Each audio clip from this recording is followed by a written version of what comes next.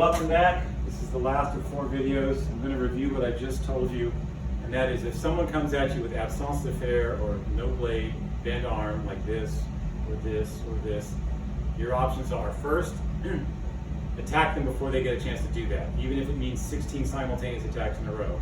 I've done bouts like that, and sooner or later somebody breaks. So if you have a bunch of simultaneouses, you can still do it because you don't want that person to attack. Second, if that person does attack and she comes at you with a bent arm, one thing to do is keep this 17 or 7 parry. From here, it's awkward for them. They got to finish. You have to read where the attack's going to come. Typically, if it's here, the attack will come in the high line, so you can do a 4 here or a 6 here or a 3. Third, you do a contretemps. They come at you, you throw out what they think is a counterattack, so they are grinning, they're happy, they're going to hit you, but your real intent is to parry. So unlike a parry riposte, which is like a diving board and then a dive, this is sort of the opposite. It's like the dive, then the diving board. So it goes opposite to the normal order of parry riposte. It's kind of like a riposte and parry, though it's technically a counterattack. So they come at you, you throw at the counterattack, but your real intention is to parry. Throw the counterattack and parry this way, perhaps. That could be a good parry for anything coming on this side. You throw out the counterattack and you parry with a counter tierce or a counter 3 or counter 6. So these are very subtle and tricky, but practice it slowly. Here's your defense, parry, riposte. Here's your counter offense with the contretemps with the parry and the riposte. Counter attack with contretemps with this kind of parry, a cream. Counter attack with contretemps, a big sweeping parry, a counter tierce or counter 6, and a riposte. Finally, we reviewed infighting. Infighting involves any port in the storm, as they say. If you're this close and it's awkward, you can pull your arm as far back as you can and try to hit it in the flank, for example.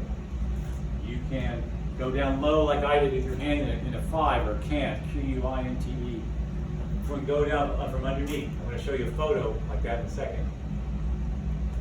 And of course, the most popular one at the time is this relationship to my opponent is the preen.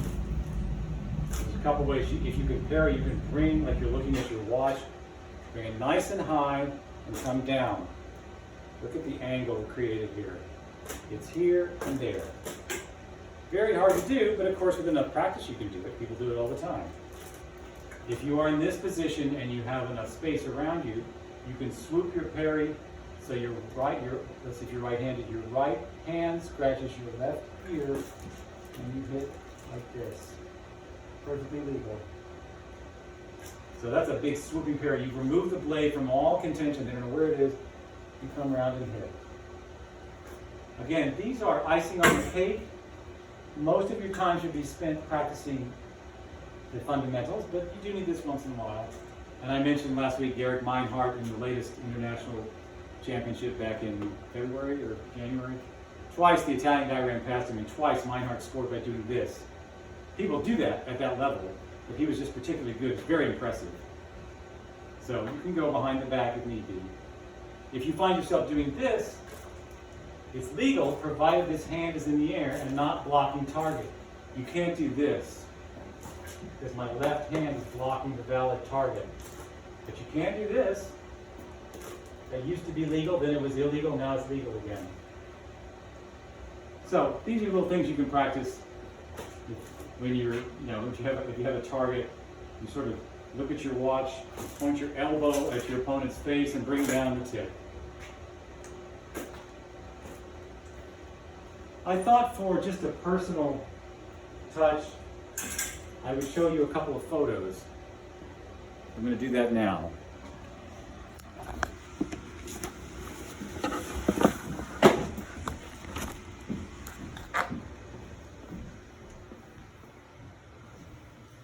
The light is a problem with this photo. This is from the 80s when I was a national competitor. That's me with my hand on the ground. And I did that a lot. I tried to sneak up underneath somebody's flank. I'm not sure I hit him on this one, but I had no idea this photo was taken until I showed up at the next national tournament, and it was just sitting on the table at the committee, and I identified it. This other guy was Ed Wright, a guy from New York. You'll see he's looking at the lights. You'll see I'm looking at him. You'll see I have my foil hand on the ground. And probably the point hit him in the leg, but it's a cool photo. So that's one. And the other is, in 1980, I took a year off from college because I felt like I was going through it too quickly. I'm always having this sermon about how kids should take a year off before college or in the middle, and it makes parents nervous, but I'm telling you, there's no other time in your life you can do it. I moved to Houston, and I trained with Mr. Sebastiani. At the end of that, I made the U.S. Nationals finals in Fort Worth. And I'm from Dallas, so it's kind of a hometown crowd. And these were taken by a friend of mine, and I like them because the lowness of the lunge is something. This is the guy who ended up winning, Mark Smith, won the championship. And this is perhaps too low and too leaning forward for most situations. This one, very low and leaning. Nonetheless, that was the way I fenced, and I still do to a degree. Here's one that's super low. So that I think is too much, but what it does show is flexibility. And so that's why I'm always talking about flexibility. Anyway, these are nice photos. I'm glad the person took them, so I have them. Okay, so we are done. I hope you will practice this 3, 4, 5 times this week, and I will see you next week.